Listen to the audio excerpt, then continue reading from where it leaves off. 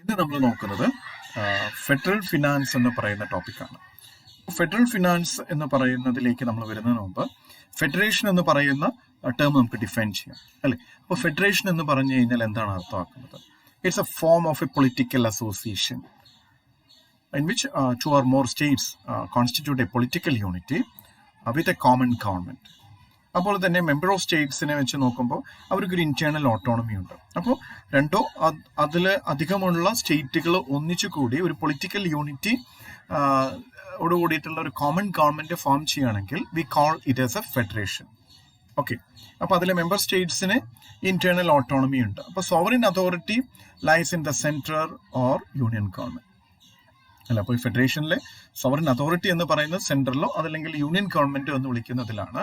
എന്നാൽ ഓരോ മെമ്പർ സ്റ്റേറ്റ്സിനും അതിൻ്റെതായിട്ടുള്ള ഇന്റേണൽ ഓട്ടോണമി ഉണ്ട് എന്നുള്ളതാണ് ഈ ഫെഡറേഷൻ എന്ന് പറയുന്നതിന്റെ വലിയൊരു പ്രത്യേകത. അപ്പോൾ ഫെഡറൽ ഫിനാൻസ് എന്ന് പറയുമ്പോൾ ഫെഡറൽ ആയിട്ട് ബന്ധപ്പെട്ട് നിൽക്കുന്ന ഒന്നാണ്. അതല്ലെങ്കിൽ നമ്മൾ ഒന്നുകൂടി പറയുകയാണെങ്കിൽ സ്റ്റേറ്റ് ഗവൺമെന്റ്സിനെ കുറിച്ചിട്ടുള്ളതോ and the relation between the two. And the relation between the two എന്ന് പറയുന്നത് state government and the central government, state government and the central government, or the state government and with the union government. അപ്പോൾ federal finance എന്ന് പറയുന്നത് state ഗവൺമെന്റ്സും union ഗവൺമെന്റും അല്ലെങ്കിൽ central ഗവൺമെന്റും തമ്മിലുള്ള ആ ഒരു റിലേഷനാണ്. ഫിനാൻസിൽ വരുന്ന ആ ഒരു റിലേഷനാണ്. നമ്മൾ ഇന്റേണൽ ഓട്ടോണമി ഈ പറഞ്ഞ ഫെഡറേഷനിൽ നിൽക്കുന്ന സ്റ്റേറ്റ്സിന് ഉണ്ട് എന്ന് നമ്മൾ പറഞ്ഞു, അല്ലെ? ഒപ്പം തന്നെ ഒരു കോമൺ ഗവൺമെന്റ് എന്ന് പറഞ്ഞു. ആ കോമൺ ഗവൺമെന്റിനെയാണ് നമ്മൾ യൂണിയൻ ഗവൺമെന്റ് എന്ന് പറയുന്നത്, അല്ലെങ്കിൽ സെൻട്രൽ എന്ന് നമ്മൾ വിളിക്കുന്നത്. ഓക്കെ, അപ്പോൾ വേരിയസ് ആക്ടിവിറ്റീസ് അതെല്ലാം ഈ ഇതിന്റെ കോൺസ്റ്റിറ്റ്യൂഷനിൽ കറക്റ്റ് ആയിട്ട് പറഞ്ഞു വെച്ചിട്ടുണ്ട്. അപ്പോൾ principles of federal finance, principles of allocation of resources between the centre and the state governments, അതാണ് ഈ പ്രിൻസിപ്പിൾ ഓഫ് ഫെഡറൽ ഫിനാൻസ് എന്ന് പറയുന്നത്. റിസോഴ്സസ് എങ്ങനെ അലോക്കേഷൻ നടത്തണം, റിസോഴ്സസ് എങ്ങനെ അലോക്കേഷൻസ് നടത്തുക എന്ന് പറഞ്ഞു കഴിഞ്ഞാൽ അല്ലെ, റവന്യൂ റിസീപ്റ്റ്സിനെ ബന്ധപ്പെടുത്തിയിട്ടാണ് ഓരോ ഗവൺമെന്റിന്റെയും വെൽഫെയർ ആക്ടിവിറ്റീസ് നിൽക്കുക.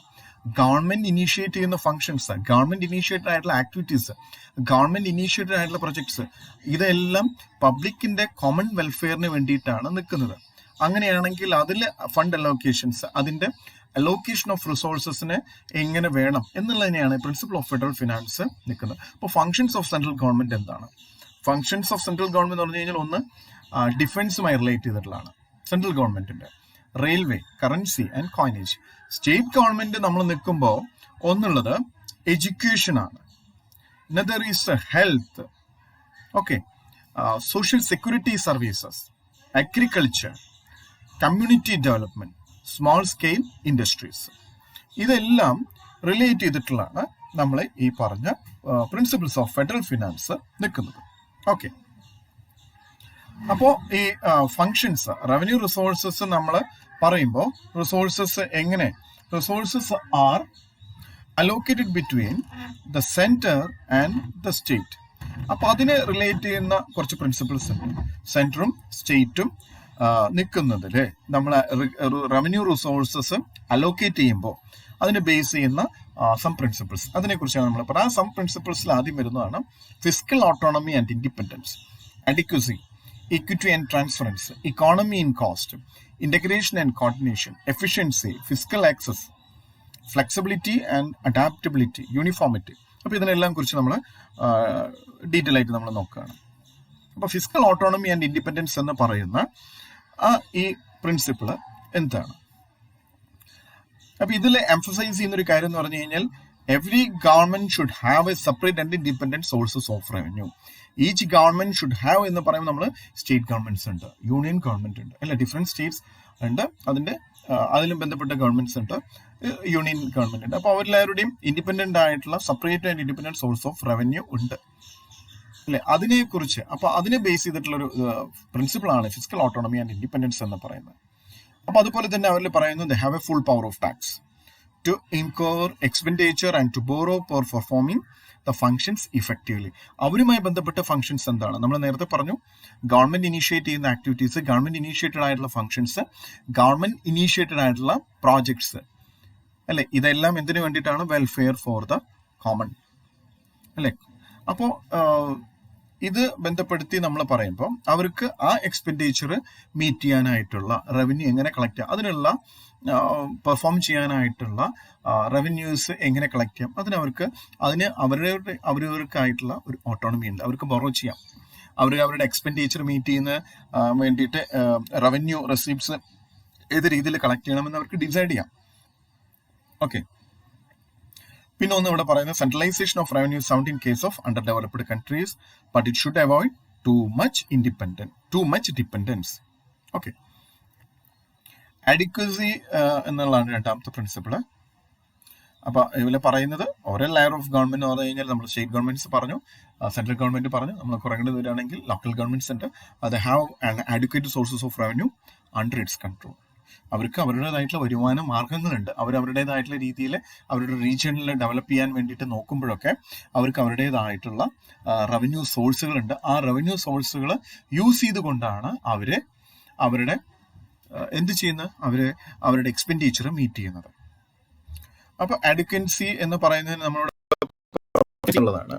ആഡിക്വേറ്റ് ആയിട്ടുള്ള സോഴ്സസ് ഓഫ് റവന്യൂ എന്ന് നമ്മൾ ഒന്നുകൂടി പറയുകയാണെങ്കിൽ ആ ഗവൺമെന്റിന്റെ ഫങ്ഷൻസ് പെർഫോം ചെയ്യാനായിട്ടുള്ള റിസോഴ്സസ് അവർക്ക് സഫീഷ്യന്റ് ആയിരിക്കണം. Okay. Resources should be sufficient to enable the government to perform the functions assigned to it. The functions assigned to it means നമ്മൾ നേരത്തെ എന്താ പറഞ്ഞത്, ജനറൽ പബ്ലിക്കിന്റെ വെൽഫെയർ ഇംപ്രൂവ് ചെയ്യാനായിട്ട്, ഓക്കെ, സിറ്റിസൺസിന്റെ വെൽഫെയർ ഇൻക്രീസ് ചെയ്യാനായിട്ട് social ആയിട്ടുള്ള കുറേ പ്രോജക്ട്സുകളും അല്ലേ, സോഷ്യലി അപ്ലിഫ്റ്റ് ചെയ്യുന്ന തരത്തിലുള്ള കുറേ ഫങ്ഷൻസും ആക്ടിവിറ്റീസ് ഒക്കെ പെർഫോം ചെയ്യണം.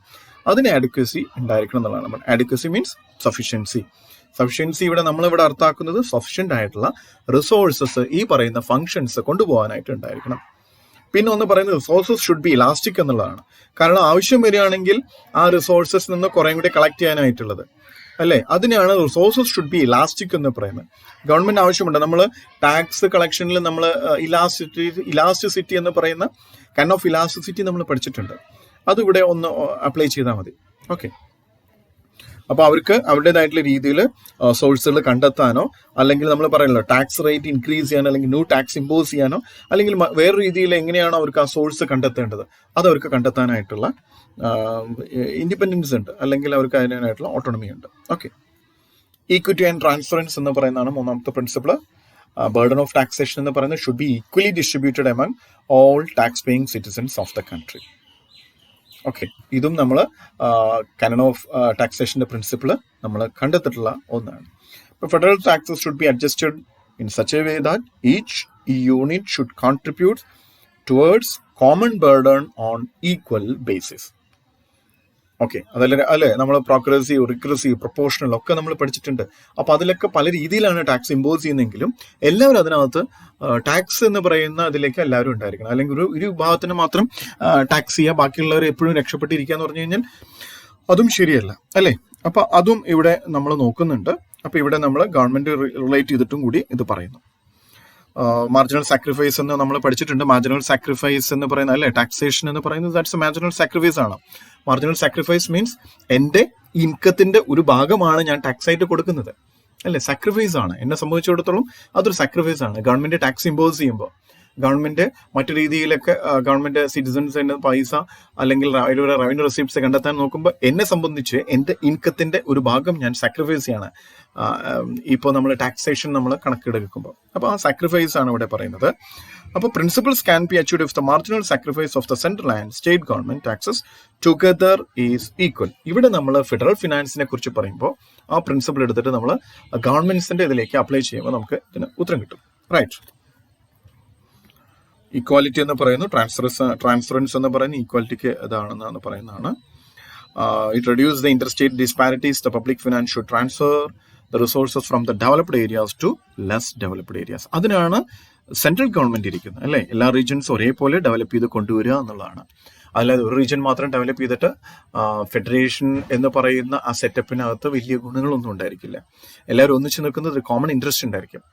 സെപ്പറേറ്റ് സ്റ്റേറ്റ് ഗവൺമെന്റ്സ് ഉണ്ടെങ്കിലും എല്ലാവർക്കും കോമൺ ആയിട്ടുള്ള ഒരു ഇൻട്രസ്റ്റ് ഉണ്ടായിരിക്കും, കോമൺ ആയിട്ടുള്ള ഒരു ഒബ്ജക്റ്റീവ് ഉണ്ടായിരിക്കും. ആ ഒബ്ജക്റ്റീവ് അച്ചീവ് ചെയ്യുക എന്നുള്ളതാണ് എല്ലാ സ്റ്റേറ്റ് ഗവൺമെന്റ്സിന്റെയും അൾട്ടിമേറ്റ് ആയിട്ടുള്ള ഒരു എയിം എന്ന് പറയുന്നത്. Right. Economy in cost, administrative cost of finance should be minimum right?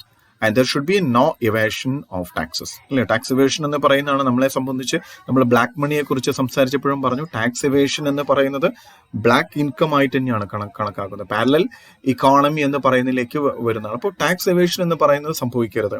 അതുപോലെ തന്നെ ഇത് അഡ്മിനിസ്ട്രേറ്റ് ചെയ്യുന്ന കോസ്റ്റ് എന്ന് പറയുന്നതും വളരെ ലോ കോസ്റ്റ് ആയിരിക്കണം. വളരെ ലോ കോസ്റ്റിൽ, അല്ലെങ്കിൽ നമ്മൾ കളക്ട് ചെയ്യുന്ന റവന്യൂവിനേക്കാൾ അധികമാണ് കളക്ട് ചെയ്യാൻ വേണ്ടി വരുന്ന കോസ്റ്റ് എന്ന് പറഞ്ഞു കഴിഞ്ഞാൽ അത് അത്രത്തോളം സുഖകരമല്ല. അപ്പോൾ administrative cost should be at minimum. അപ്പോൾ administrative efficiency can be achieved if the resource are allocated properly between the centre and the state governments. പിന്നെ അതുപോലെ തന്നെ ഓവർലാപ്പിംഗ് വരരുത് എന്നും കൂടി ഇവിടെ നമ്മൾ ഓർമ്മിപ്പിക്കുന്നു. Fiscal programs of various government should not be overlapping. Integration and coordination. Success of federal finance എന്ന് പറയുന്നത് ഇന്റഗ്രേഷനും കോർഡിനേഷനും ഓഫ് ഒരു ഫിനാൻഷ്യൽ സിസ്റ്റത്തിനെ ബന്ധപ്പെടുത്തിയിട്ടാണ് നമ്മൾ നിൽക്കുന്നത്. അതുപോലെ തന്നെ resources are made possible by coordinated, resources are made possibly by integrated and inter government fiscal policies.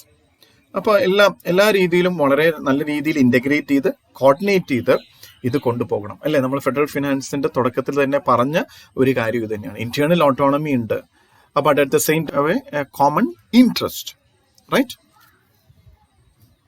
Efficiency. Each layer of government should be assigned source of revenue which it can administer efficiently. Operational of allocation of revenue is closely related to the distribution function.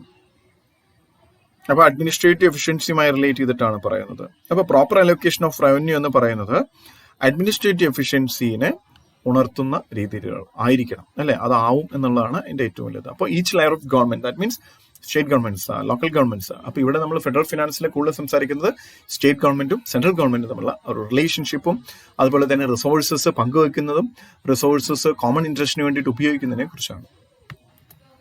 Fiscal access means this canon implies that the resources should be grow with the increase in functions and responsibilities. Okay, state government should have access to develop new sources of revenue to meet their financial needs. അപ്പോൾ ഇവിടെ common canon implies that the resources should grow with the increase in functions and responsibilities, and it also explains the state government should have access to develop new sources of revenue. Okay, have access to develop new sources of revenue to meet their financial needs. ഈ financial need എന്ന് പറയുന്നത് എന്താണ്? Financial need എന്ന് പറയുമ്പോൾ ഗവൺമെന്റിന്റെ ഭാഗത്ത് വരുന്ന ആക്ടിവിറ്റീസിന്, ഗവൺമെന്റിന്റെ ഭാഗത്ത് ഇനീഷ്യേറ്റ് ചെയ്യുന്ന ഫംഗ്ഷൻസിന് എക്സ്പെൻഡിച്ചർ ഉണ്ടായിരിക്കും. അത് മീറ്റ് ചെയ്യാനാണ് നമ്മൾ ഈ പറയുന്നത് to meet their financial need എന്ന് പറയുന്നത്. Financial needs related to the public expenditure, right? അപ്പോൾ അത് മീറ്റ് ചെയ്യാനായിട്ടുള്ള റവന്യൂ റെസിപ്റ്റ്സ് അതാത് ഗവൺമെന്റുകൾ തന്നെ കണ്ടെത്തണം. പിന്നെ മറ്റൊന്ന് ഷെയർ ചെയ്യപ്പെടും എന്ന് നമ്മൾ നേരത്തെ പറഞ്ഞിട്ടുണ്ടായിരുന്നു. ഓക്കെ, ഫ്ലെക്സിബിലിറ്റി ആൻഡ് അഡാപ്റ്റബിലിറ്റി എന്ന് പറയുന്ന ഒന്ന്. Rigidity should be replaced by dynamism എന്ന് പറയുന്നു. കാരണം fresh redistribution of powers between the central and the units. അതുപോലെ തന്നെ അവരവർ ഏത് ഗവൺമെന്റിനും continuously adopt to itself the changing needs and circumstances of the society. So there is a flexibility. അത് വളരെ വലിയൊരു പ്രിൻസിപ്പിളാണ് ഫ്ലെക്സിബിലിറ്റി എന്ന് പറയുന്നത്. അതുപോലെ തന്നെ അഡാപ്റ്റബിലിറ്റി എന്ന് പറയുന്നതും. അപ്പോൾ എപ്പോഴും ഗവൺമെന്റിനെ സംബന്ധിച്ചിടത്തോളം ഗവൺമെന്റിന്റെ നീഡ്സ് വ്യത്യാസപ്പെട്ടുകൊണ്ടേയിരിക്കും, അതിന്റെ ഫങ്ഷൻസ് ഇൻക്രീസ് ചെയ്തുകൊണ്ടിരിക്കും, അല്ലേ? ആക്ടിവിറ്റീസ് ഒക്കെ വ്യത്യസ്തമായിരിക്കും. അപ്പോൾ അങ്ങനെ വരുമ്പോൾ നീഡ്സിനനുസരിച്ചാണ്, അതായത് റീജിയണിലെ ആളുകളുടെ സിറ്റിസൺസിന്റെ നീഡ് അനുസരിച്ച് ആക്ടിവിറ്റീസിലും ഫങ്ഷൻസിലും പ്രോജക്ട്സിലും ഡിഫറൻസ് ഉണ്ടായിരിക്കും. അപ്പോൾ അതിനനുസരിച്ചുള്ള ഫിനാൻഷ്യൽ റിസോഴ്സസ് കണ്ടെത്തേണ്ടതായിട്ട് വരും. അപ്പോൾ അതിനനുസരിച്ചുള്ള ആക്ടിവിറ്റീസിലും അവിടെ മാറ്റങ്ങൾ സംഭവിക്കും. So there is a flexibility. Uniformity means ഇവിടെ പറയുന്നത് taxation and pattern of expenditure should be uniform in all States. No state should be partially treated. No state should be imposed upon the higher tax burden. Okay. Conclusion പറയുന്നത് structure of federal finance works satisfactorily if it provides for fiscal autonomy and independence for all union units in their respective spheres. Okay. Right. Thank you.